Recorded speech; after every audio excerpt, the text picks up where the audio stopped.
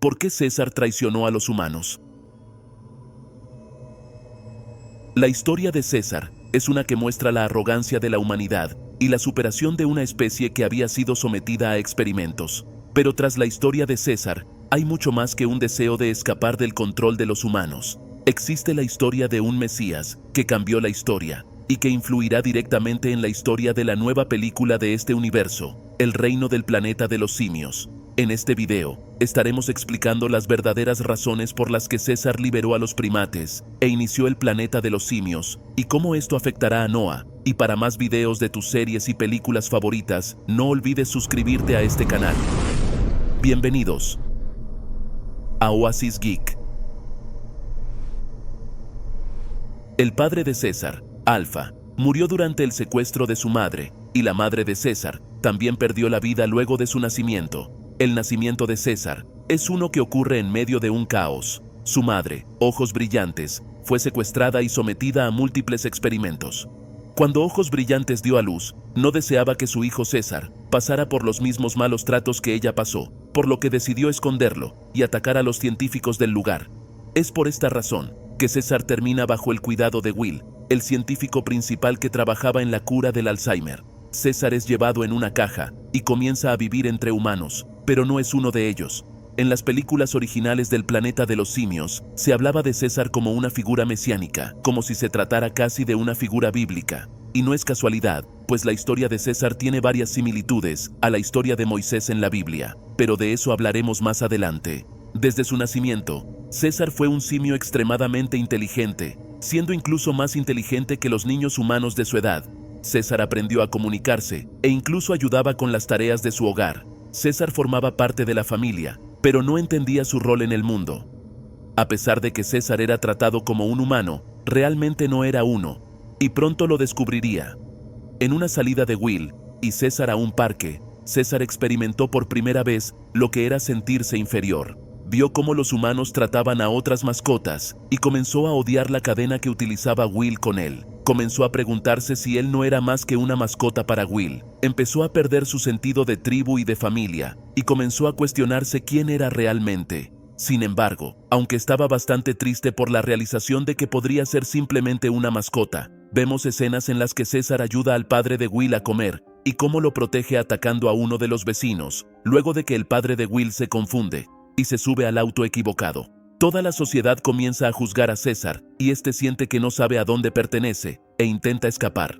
Posteriormente, César es enviado a un refugio de animales, donde comienza a luchar con su comportamiento de humano, y debe enfrentarse a otros simios. Es aquí donde César comienza a comprender la diferencia entre los simios y los humanos. Se da cuenta que los simios son sometidos a experimentos y malos tratos, y que la relación que César tenía con Will era peor que la de una mascota, pues los simios son utilizados para experimentos, o como diversión. En ese supuesto refugio, que era el lugar para que César estuviese mejor, es el lugar donde más maltrato recibió por parte de los humanos y los simios. Pero César se da cuenta de algo importante. Los simios individualmente no podrían hacer nada en contra de los humanos, pero unidos serían fuertes. Una rama sola se rompe, pero muchas ramas juntas es más difícil.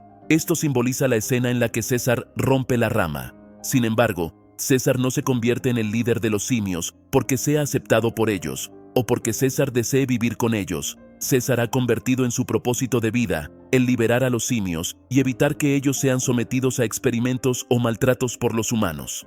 Algo de lo que sus padres verdaderos hubieran estado orgullosos. César regresa a la casa donde se crió y roba el fármaco que usaría para aumentar las habilidades cognitivas de otros simios, creando así una raza de simios evolucionados, muchas veces con inteligencia superior a la humana.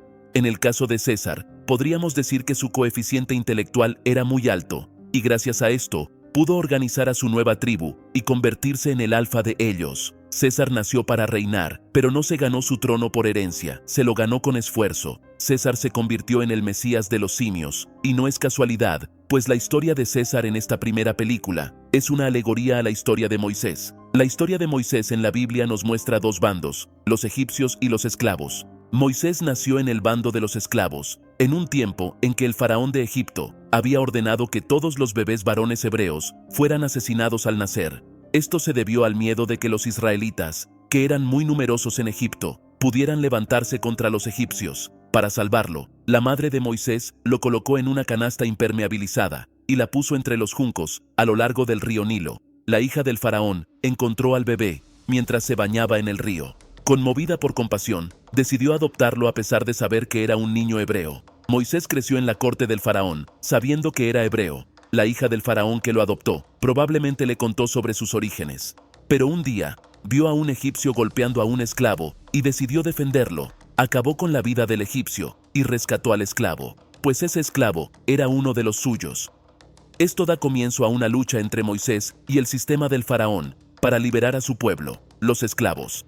La historia de César tiene múltiples paralelismos con la historia de Moisés. César, al igual que Moisés, fue rescatado en una canasta, luego de que se ordenara su asesinato. Creció entre sus enemigos, defendió al padre de Will y luego escapó, como ocurrió con Moisés y el egipcio. Finalmente, César regresó a su antiguo hogar para encontrar la solución para liberar a su verdadero pueblo, los simios que eran esclavos. En el caso de la Biblia, ese elemento que causó que el faraón perdiera la batalla fueron las plagas enviadas por Dios. En el caso de la historia de César, ese elemento que cambió la balanza entre los opresores y los oprimidos fue el virus.